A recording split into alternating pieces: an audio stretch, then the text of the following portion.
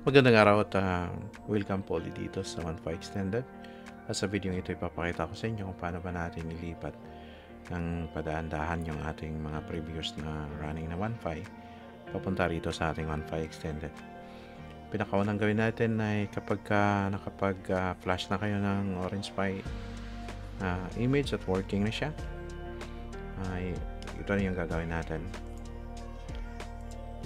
Download kayo ng portal, which is available din naman yan doon sa GitHub ni Sir Ivan or doon po sa ating website sa wifiextended.com. Meron po doon. Yan, nakapag-download na ako. Ang baguhin nyo lang dito, itong config.js. Alinsunod doon sa IP address ng inyong Orange Pi. Yung sa akin, 0.0.3, which is ito yun siya. Pagkatapos yun ay i-upload nyo na doon sa inyong MikroTik dito sa my files directory. Yung sa akin, nakapag-upload na ako, so hindi ko na lang yun i-re-upload. Pagkatapos nyo mag-upload ng folder na yun, punta ka agad kayo rito sa may server profiles na tab, yung kung ano man yung nakalagay sa inyo dyan na server profile, i-copy nyo lang yan. Tulad nito sa akin, 15HS. Double click ng copy, saka ako pinangalanan ng Wi-Fi Extended at yung HTML directory sinet ko doon sa folder na in-upload ko. Yan yung ginawa ko. Pagkatapos niyan, punta kayo dito sa may servers.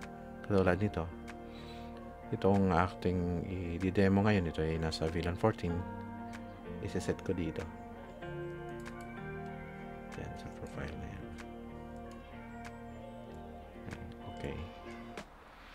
Katapos naman yung atin ng modem ko, i-update natin since ito ay nasa 4.4 pa. Pagpalagay natin na you're using 4.4 version.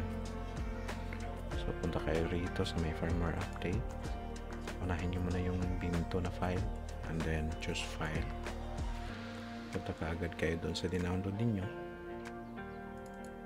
Sa akin ito ay wireless, so wireless din. ESP8266 yung akin. Ito dito. Since Binto, pili natin yung Binto. Click lang natin tong update firmware. Antayin nyo lang yan matapos. Okay, click lang natin tong OK button. Then, refresh tayo dito.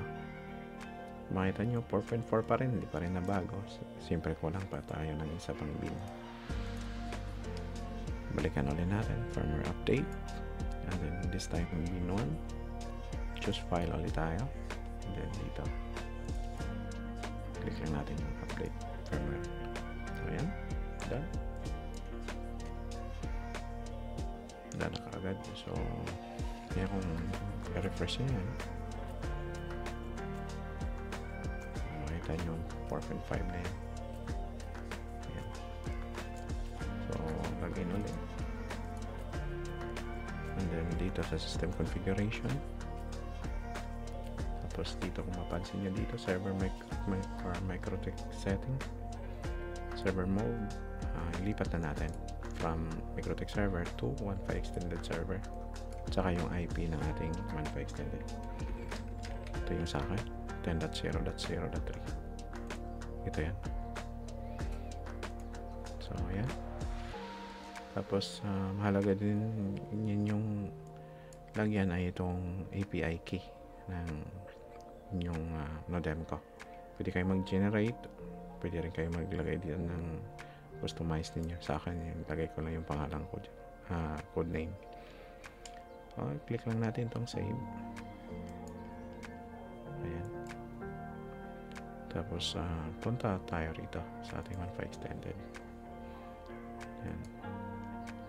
Bili tayo ng token. Tulad nito sa akin, meron nakaset yung mga more than 2. So, wala nang free. Ubus na. Dalawa lang yung free. At lang ako ng token. Dahil ako na isa. Purchase. Ayan, available. Copy ko lang siya.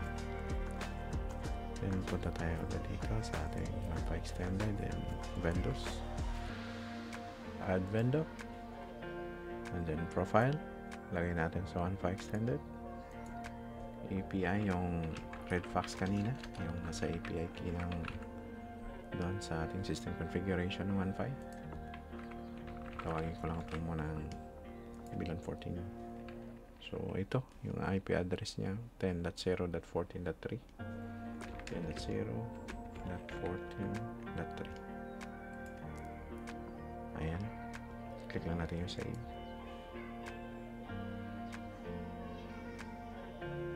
So, ayan na. Tapos na yun, guys.